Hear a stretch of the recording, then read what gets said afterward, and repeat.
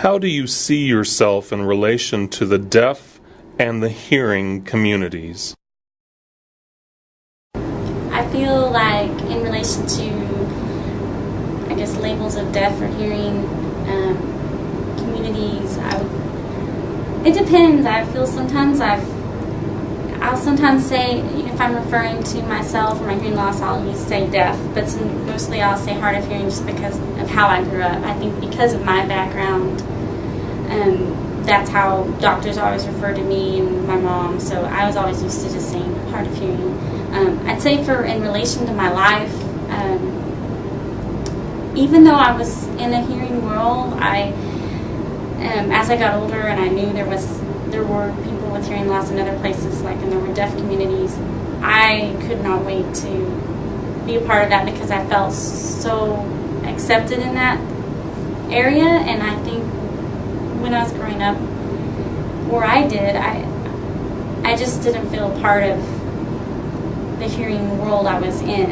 And even though there was people that in their own way tried to help, I think ultimately I still felt like no one really understood me, and that was very always apparent to me in actions and things that happened to me socially. And so I think my view of that growing up was so different back then. I really felt more towards the deaf community and that reason of just that I felt like no one understood me where I was. And then I moved here, and I got into sign language and was taking classes and at TSD in the evenings, and I started to become more intertwined with the deaf community, and I started to meet other people that were like me and grew up with the hearing world and learning sign now, and also with my job now. I guess you could flash forward me moving to Austin to now, and I'm helping people get those resources and look for those resources, and I think that's kind of connected me in between both worlds, and not just hearing and deaf, but hard of hearing or late deafened, or there's so many different labels and terms. So I always tell people, just whatever you feel comfortable with, and then that's how you feel comfortable. And so I have seen where some people feel more comfortable with their hearing loss but staying in the hearing world, and it's just a mixed match.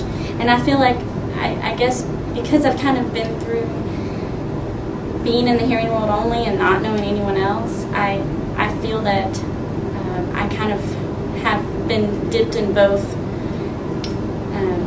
environments, and I wouldn't want to go anywhere else at this point. I think I can't imagine being anywhere else now. I love being here and near people that understand me, and I feel like I can understand them. And, there's a community, and there's something huge about that. You can get that acceptance, and I think when I first came to TSD to meet with the ERCON department, when I started to learn about resources for hearing loss, and I literally felt like I was coming home, and that's a really weird thing for most people to understand that don't know about hearing loss or having that struggle, or maybe about my life or someone's life like mine. But that was like a huge moment for me to feel that way, and I was so happy, and then it does make me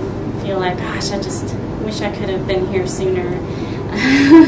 Even though I've always grown up feeling kind of in between the deaf world and the hearing world, I still feel that way now, except that now I feel like I have my own place. So I don't feel like I'm being torn between the worlds. I just feel like I have my own, kind of in between.